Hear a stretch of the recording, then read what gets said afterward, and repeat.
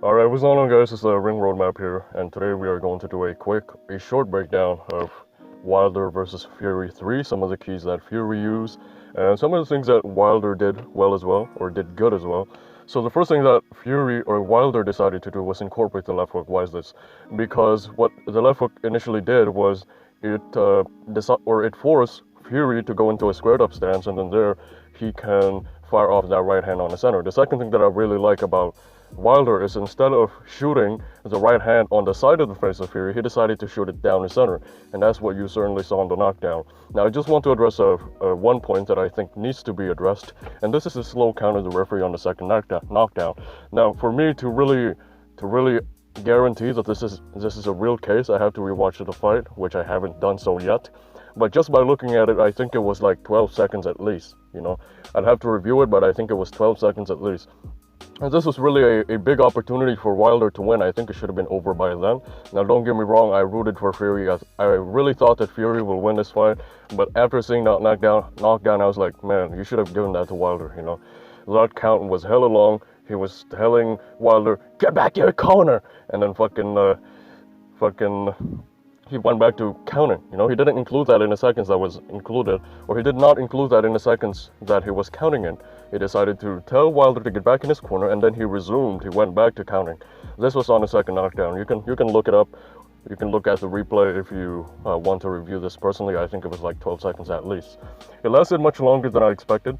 But yeah, that's what I really liked about Wilder. It's nothing really spectacular that I saw in his footwork. There's nothing, extraordinary that I saw with his movement. I think it was pretty much the same. One thing that I would say though is that the jab was really working well for him.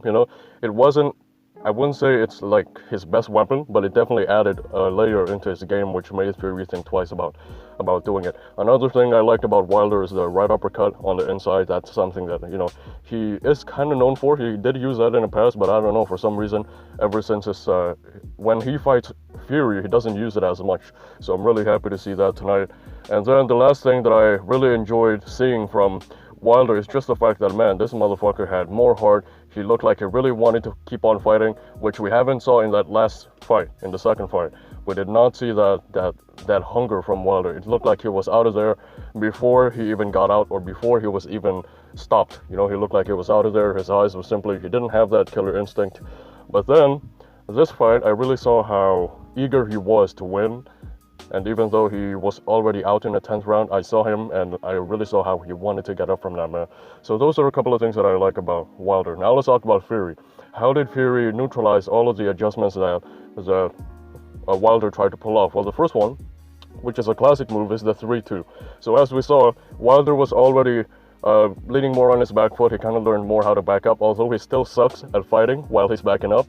I think he was better he was just better at staying in that particular stance. And now, one of the main things that Fury decided to do to neutralize this is the 3-2. So instead of coming in with a jab, right, setting it up with a jab and then throwing the right hand, what he decided to do was he set it up with a hook.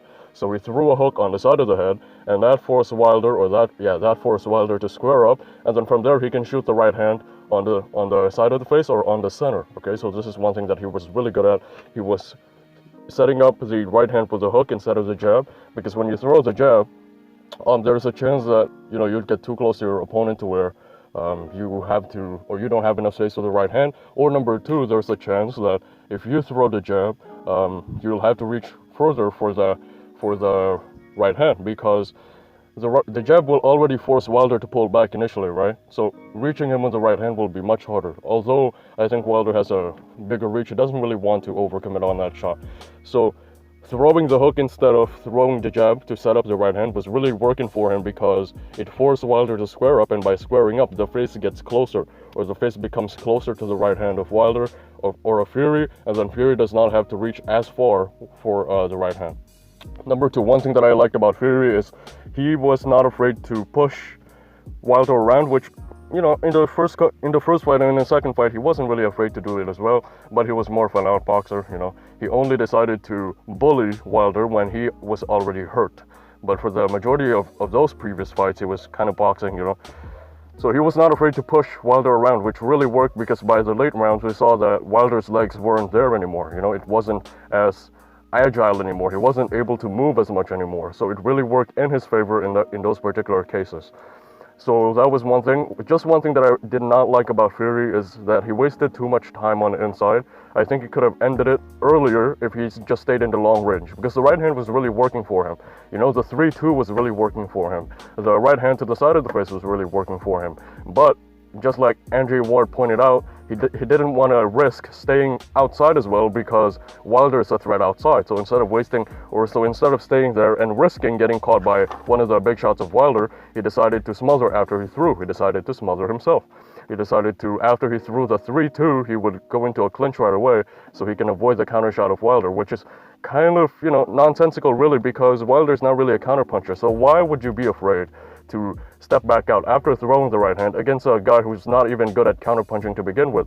You know, he could have just thrown a 3-2, stepped out back in the long range, and then reset, and then throw another combination, because Wilder's not really a good counterpuncher, man.